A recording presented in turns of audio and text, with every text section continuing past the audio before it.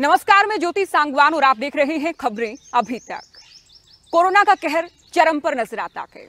Corona की दूसरी लहर डरा रखी है। दुनिया के सबसे ज्यादा औसतन दैनिक मामले भारत से ही सामने आ रखे हैं और भारत में भी जब आप हरियाणा की बात करते हैं तो हरियाणा में भी पिछली लहर के मुकाबले स्थिति खराब है। हालांकि थोड़ी राहत ये जरूर है कि अब मामलों में गिरावट आई है, थोड़ा ग्राफ डाउन आया है, लेकिन इसे आप पूरी राहत के तौर पर नहीं देख सकते हैं क्योंकि लोगों की जान जाने का सिलसिला थमा नहीं है, मौत का सिलसिला थमा नहीं है। ऐसे में सरकार से हम सवाल पूछते हैं कि सरकार की जिम्मेदारी क्या है, सरकार कैसे जिम्मेदारी को निभा रही है, जनता के हालात क्या है ये भी हम आपको दिखाते हैं, इससे भी आपको रूबरू कराते हैं। लेकिन सरकार और जनता के बीच सिस्टम किस तरह से काम कर रहा है, अधिकारी किस तरह से काम कर रहे हैं, ये जानने का प्रयास कर रहा है खबरें अभी तक। और इसी प्रयास के साथ फतेहाबाद हम पहुंचे हैं। फतेहाबाद के जिला उपायुक्त नरहरि सिंह बांगड़ साहब से हम बात करेंगे, उनसे जानेंगे फतेहाबाद के हालात क्या हैं, कोरोना को लेकर स्थिति क्या है, किस तरह से वो जिम्मेदारी निभा रही है। सर, बहुत स्वागत है आपका खबरें अभी। धन्यवाद। पहला सवाल सर आपसे यही रहेगा, कोरोना को लेकर जिले की क्या स्थिति है, अब क्या हालात हैं? हमारे ज़िले की जो पॉपुलेशन है वो 10 लाख से थोड़ी सी ज़्यादा है और यहाँ पर आज के दिन यदि हम देखें तो जो एक्टिव पॉजिटिव केसेस हैं वो 2400 हैं, जिसमें से 1900 के करीब केसेस हमारे होम आइसोलेशन में हैं और कुछ हॉस्पिटल्स में हैं और कुछ हमारे कॉमन जो हमारे आइसोलेशन सेंटर्स बने हुए उनके अंदर हैं। तो इस प्रकार से हमारी जो स्थिति है अब पहले से बेहतर है।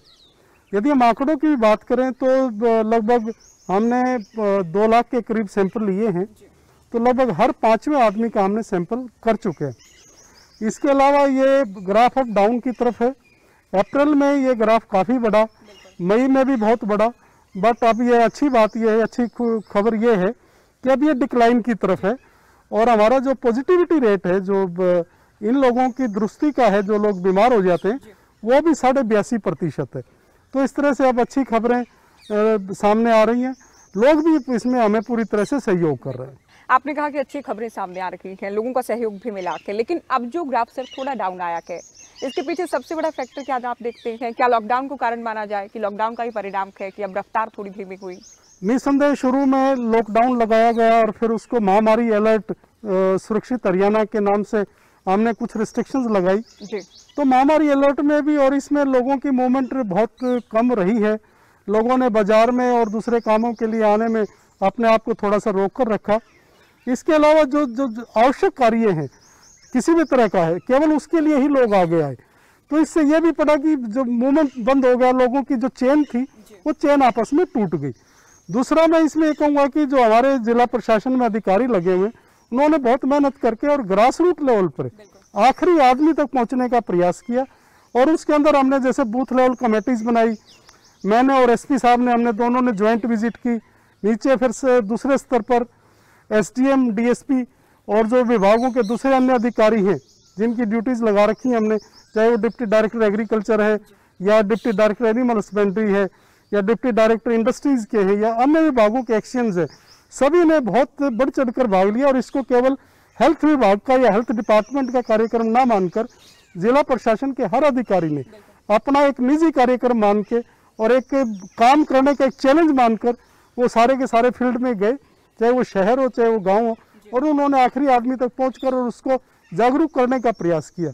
मैं इसका नतीजा मानता हूं कि हमारा जिला आज बेहतरी की तरफ चल रहा है। अच्छा, पिछले लॉकडाउन की बात करें सर या पिछली लहर की बात करें, लहर उतनी घातक नहीं थी लेकिन लॉकडाउन में बहुत सारी बंदिशें थी।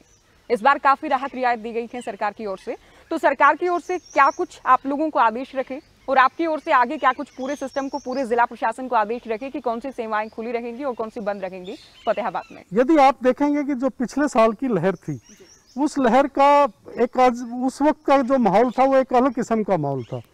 हमारे पास तब कोरोना से लड़ने के लिए कोई दवाई उपलब्ध नहीं थी, केवल हमारे पास उसके बिहेवियर को ही अडॉप्ट करने की बात थी कि हम सोशल डिस्टेंसिंग रखें, हम मास्क का प्रयोग करें और हम हैंड सैनिटाइज और अपने आप की जो सैनिटाइज की बात है, स्वच्छता की बात है, उस स्वच्छता के ऊपर हम ध्यान दें। तो इन 3 फैक्टर्स पर ज़्यादा ध्यान था। लेकिन आज के दिन जो अब ये सेकंड जो वेव आई है, इसमें पोजीशन थोड़ी सी अलग हो गई है। आज हमारे पास वैक्सीन भी है, आज हम उसके लिए हर तरह से तैयार भी हैं, हमारे हॉस्पिटल्स भी तैयार हैं। और पिछले लॉकडाउन में क्योंकि स्थिति एकदम विकट आ गई थी और हमने पूरे बाजार को ही बंद कर दिया था, फिर उसमें कुछ एसेंशियल सर्विसेज को रिस्ट्रिक्ट करके खोला गया था। अब की बार जो ये सेकंड वेव आई है, सेकंड वेव में जितनी भी एसेंशियल सर्विसेज है, चाहे वो सब्जी वाला है, चाहे वो किराने वाला है, चाहे वो दवाई की दुकान है, चाहे वो पेट्रोल पंप है, जितनी भी एसेंशियल सर्विसेज हैं, हमने सबको एक एक को सुन के और उनको एक टाइम स्लॉट दिया, ताकि उस टाइम स्लॉट में ही लोग आकर और अपने उन एसेंशियल सर्विसेज को पूरा करें। पिछली बार स्थिति ये थी, तस्वीर ये थी कि पीएम की ओर से जनता कर्फ्यू की अपील की गई, वो भी कामयाब रहा। एकदम से आके लॉकडाउन लगा दिया गया, हजारों किलोमीटर मजदूर भी पैदल चले, लेकिन कुल मिलाकर वो कामयाब रहा।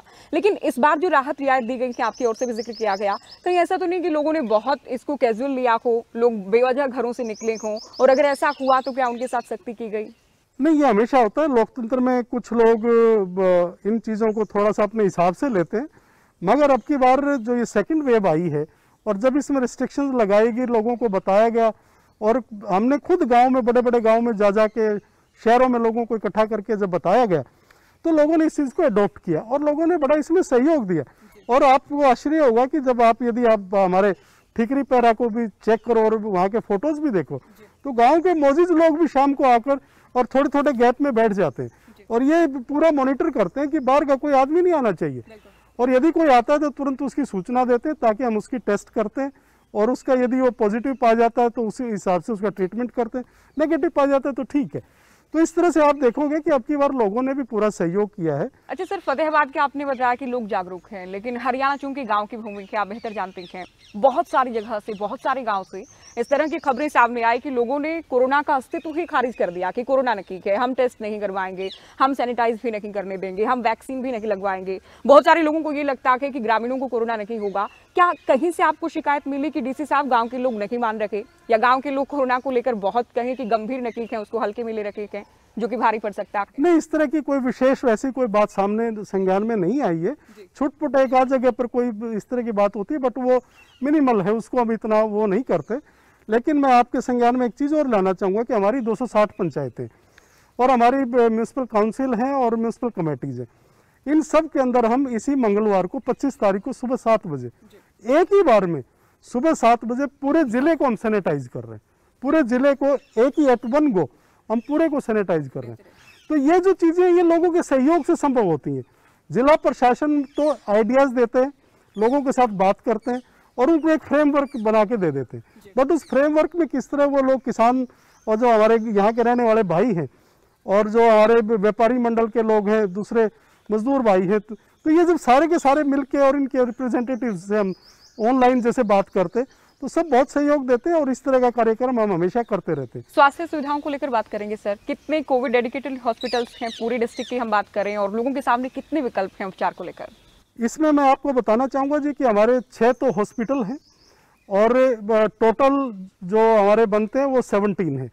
तो जो 11 है वो प्राइवेट हॉस्पिटल्स हमने ले रखे। तो 11 और 6 17 हॉस्पिटल्स हमारे कोविड पेशेंट्स के लिए हमने रिजर्व किए हुए हैं, जहाँ पर कोविड के पेशेंट्स का हम इलाज करते हैं। 17 के अंदर हमारे टोटल 382 बेड हैं। तो हमारे बेड्स की हमारे यहाँ कोई शॉर्टेज नहीं है, हमारे ज़िले में दवाइयों की कोई शॉर्टेज नहीं है। यदि हम ऑक्सीजन की भी बात करें तो ऑक्सीजन के अंदर भी हमारा 6 MT का कोटा है, जिसमें 0.5 MT है वो नॉन कोविड पेशेंट के लिए होम डिलीवरी का हमने रखा हुआ है, जिसके ऊपर वो ऑक्सीजन डॉट करके पोर्टल है, उस पर वो लोग अप्लाई करते और हम उनको होम डिलीवरी कराते।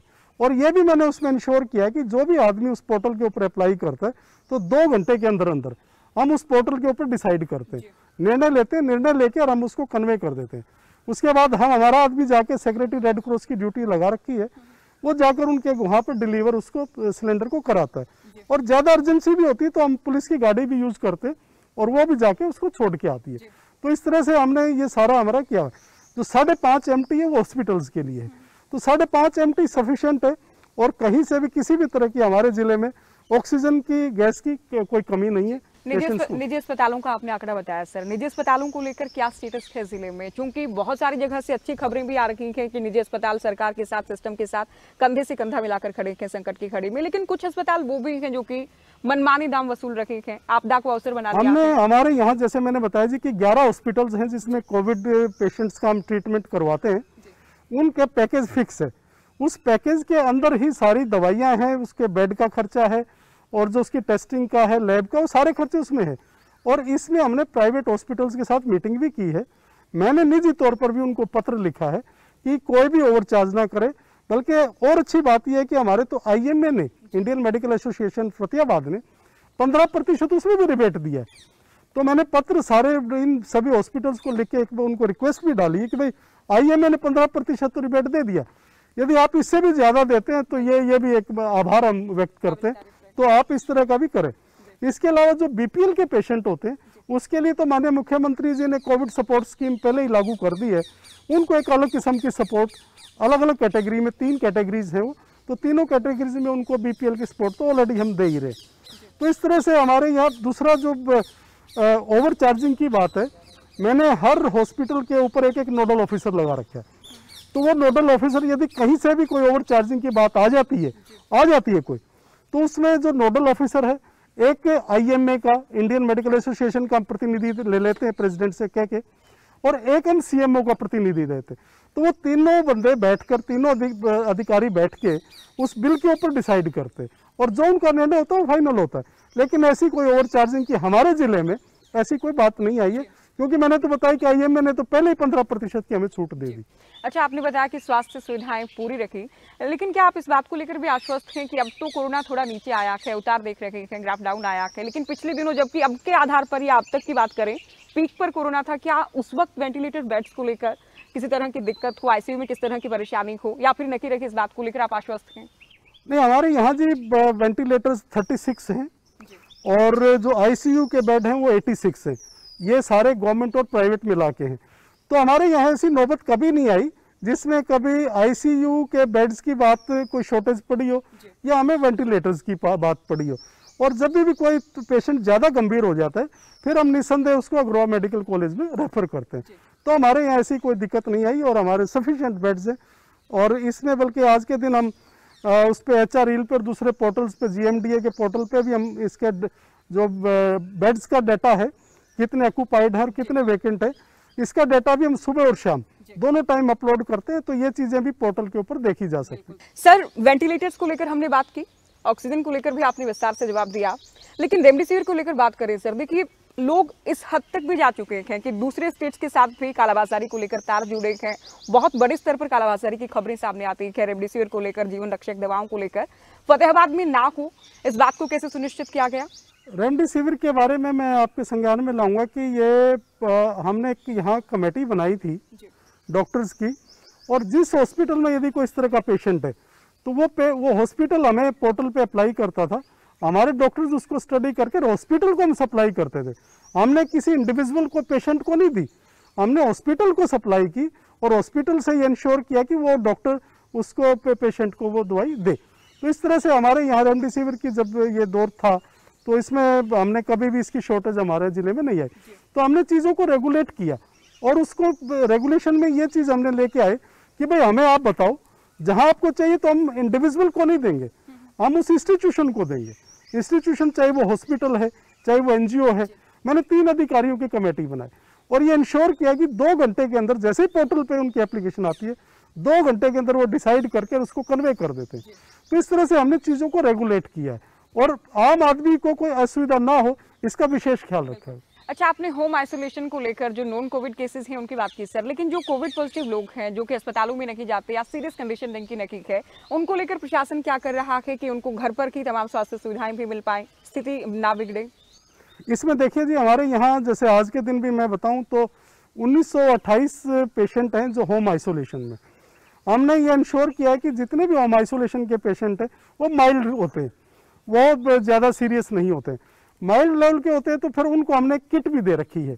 जो आइसोलेशन, होम आइसोलेशन में किट हम देते हैं उसमें एलोपैथी की दवाइयाँ होती हैं, उसके जैसे पैरासीटामोल है, एथ्रोमाइसिन है और दूसरी जो जीवन रक्षक दवाइयाँ हैं जो सिंपल होती हैं वो हम उनको देते हैं।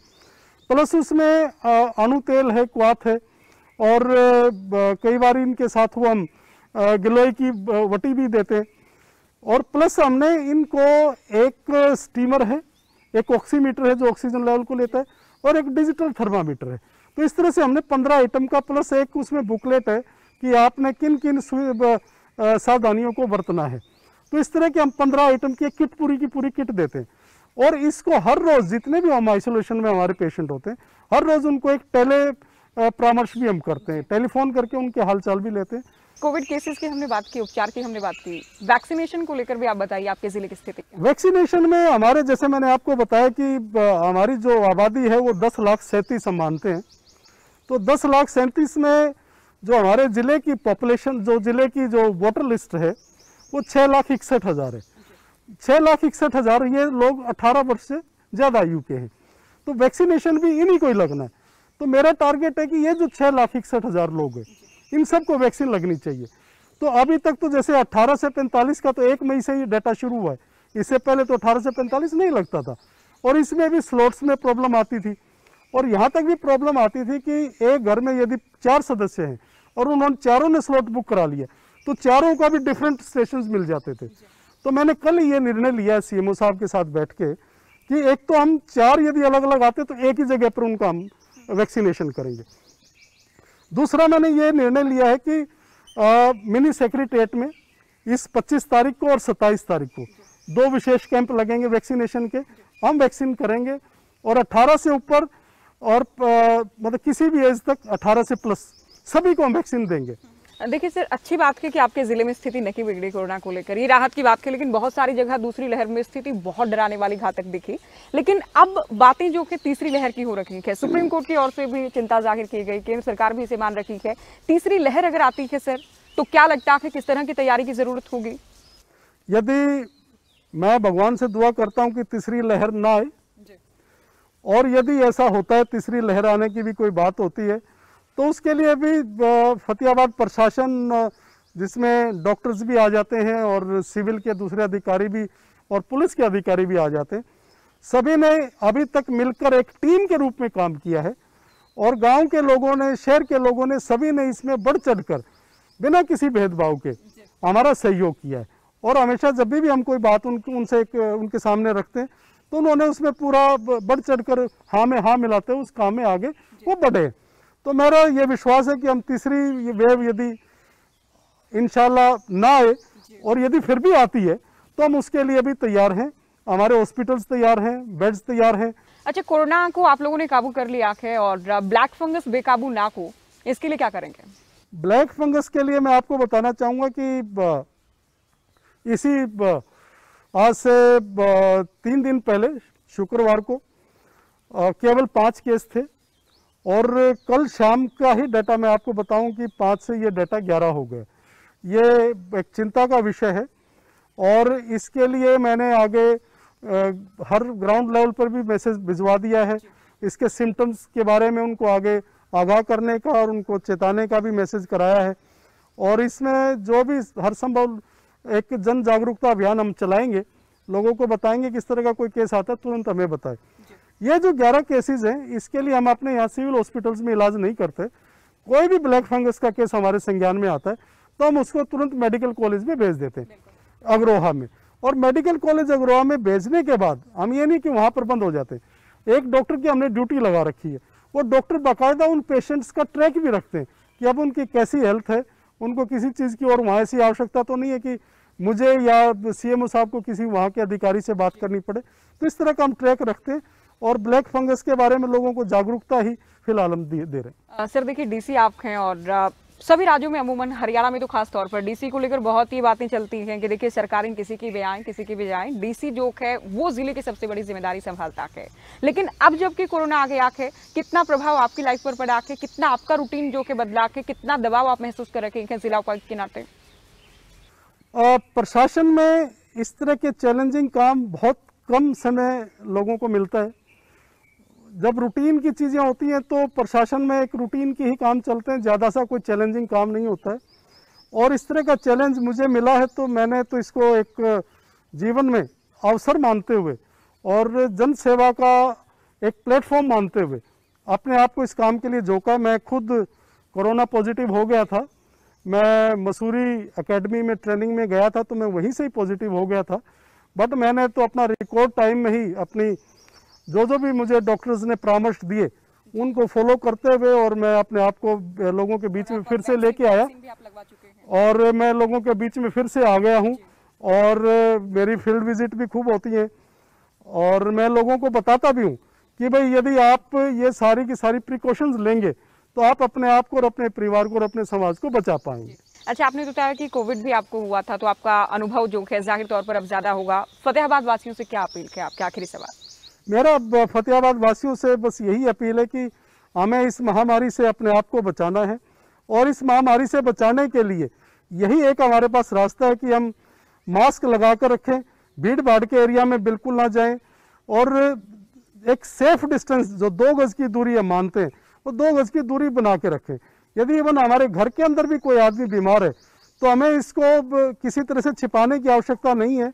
ये एक बीमारी है और जिसका इलाज है, सबके सामने इलाज है, तो हमें उस जो बीमार है उसको आगे लेकर हॉस्पिटल में जाना चाहिए, उसका ट्रीटमेंट कराना चाहिए, और यदि वहाँ पर उसको घर में रखने की बात है तो घर में भी उसको हम अलग से रखें, होम आइसोलेशन में, उससे दूरी बना के रखें। ये महज 8 से 10 दिनों की बात होती है। 10 दिन के बाद वो बिल्कुल ठीक ठाक होकर और नेगेटिव रिपोर्ट के साथ फिर से आप लोगों के बीच में आ जाता है। बाकी इसमें स्वच्छता बहुत जरूरी है, हमें अपने आसपास की और अपनी स्वयं की भी स्वच्छता इसमें रखनी चाहिए, यही इसका बेस्ट इलाज। आपने कोरोना को लेकर बताया कि आपको भी कोरोना हुआ था, बाकी जो आपके परिवार में लोग हैं उनको कैसे बचाया संक्रमण से?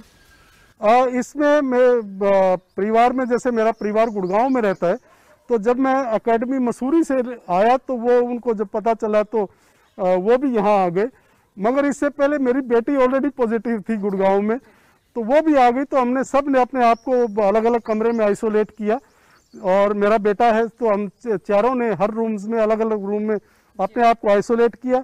हम ने जितने भी जो प्रोटोकॉल्स थे और जो कोरोना के बिहेवियर्स हैं, अप्रोप्रिएट बिहेवियर्स हैं, तो हमने सारे वो फॉलो किए, और जो डॉक्टर्स ने हमें गाइड किया उसको हमने फॉलो किया। तो भगवान की दया से मेरी बेटी भी सही है, अब बिल्कुल स्वस्थ है, और मैं भी आपके सामने स्वस्थ हूँ जी। अंतिम सवाल कि आप फतेहाबाद वासियों को ये भरोसा दिलवाएंगे खबरें के माध्यम से कि डरने की जरूरत नहीं है? आपके जिला उपायुक्त कोरोना को लेकर भी स्थिति कंट्रोल में रख रहे हैं और ब्लैक फंगस को लेकर भी नियंत्रण से बाहर नहीं होंगे। मैं बिल्कुल आप लोग, आपके चैनल का मैं आभार व्यक्त करता हूँ, धन्यवादी हूँ कि मुझे ये प्लेटफॉर्म दिया कि मैं अपने फतेहाबाद वासियों से आप लोगों के माध्यम से सीधे तौर पे जुड़ सकूं। मैं उनको ये आश्वासन देता हूं कि आपको डरने की जरूरत नहीं है कोरोना से, मगर इसके जो बिहेवियर है उसको अडॉप्ट करने की जरूरत है। और जो भी हमारे इर्द गिर्द, चाहे वो हमारे घर का कोई भी सदस्य है, या हमारे पड़ोस का कोई सदस्य है, या हमारे समाज में कोई सदस्य है, तो हमें यदि वो बीमार है तो उसको तुरंत लेकर और उसको दवाई दिलवाने की आवश्यकता है। ये कोई ऐसी लाइलाज बीमारी नहीं है, इसका इलाज है, और 10 दिन में आदमी बिल्कुल ठीक होकर बाहर आ जाता है यदि वो प्रॉपर ढंग से रहता है। दूसरा, जो वैक्सीन की बात है, वैक्सीन आप अवश्य लगवाएं। वैक्सीन लगवाने के बाद आपका इम्यूनिटी बूस्ट हो जाती है। वैक्सीन लगने के बाद भी आप कोविड पॉजिटिव हो सकते हो, मगर उसमें घबराने की बात नहीं है। फिर ये कोविड का वायरस इतना खतरनाक साबित नहीं होता। यदि आपने वैक्सीन नहीं लगवा रखी, उस स्थिति में यह वायरस बहुत ज़्यादा नुकसान करता है, और सबसे पहले ये आपकी इम्यूनिटी पर ही अटैक करता है। तो आपकी जो शारीरिक क्षमता है ये उसको बहुत ज़्यादा प्रभावित कर देता है और आपको बहुत कमज़ोर कर देता है। तो मेरा अनुरोध है कि 18 वर्ष से ऊपर के आयु के जितने भी लोग हैं वो बिना किसी डर के, बिना किसी शक के और बिना किसी तरह के भ्रामक प्रचार के वो वैक्सीन के लिए ज़रूर जाएं, और अपना नियरेस्ट जो भी आपका हेल्थ सेंटर है वहाँ पर आधार कार्ड के दिखाकर और आप अपनी वैक्सीन जरूर लगवाएं। बिल्कुल सर, बहुत बधाई, आप बेहतरीन काम कर रहे थे। आपके जिले में स्थिति कंट्रोल में है, और खबरें तक आपको शुभकामनाएं भी देता है कि तीसरी लहर की आशंका को लेकर भी, ब्लैक फंगस को लेकर भी आप इसी तरह से कामयाबी से काम करते रहेंगे, अपनी जिम्मेदारी निभाते रहेंगे। बहुत शुक्रिया, आपने वक्त दिया, हमारे साथ जुड़े। शुक्रिया। तो फतेहाबाद में कोरोना की दूसरी लहर को लेकर हालात क्या हैं वो आपने सुना, फतेहाबाद जिले में स्थिति क्या है वो आपने जाना। अभी तक स्थिति कंट्रोल में लगती है, जो कि फतेहाबाद के उपायुक्त की ओर से आंकड़ों के जरिए दावा किया गया है। उम्मीद करते हैं कि आने वाले दिनों में स्थिति कंट्रोल में ही रहेगी और जल्द ही जिंदगी एक बार फिर से पटरी पर लौट सकेगी। इसी के साथ दीजिए इजाजत और देखते रहिए खबरें अभी तक। अगर आपको हमारा ये वीडियो पसंद आया हो तो पेज को लाइक और शेयर करें, और इसी तरह की हर वीडियो सबसे पहले पाने के लिए चैनल को सब्सक्राइब करें।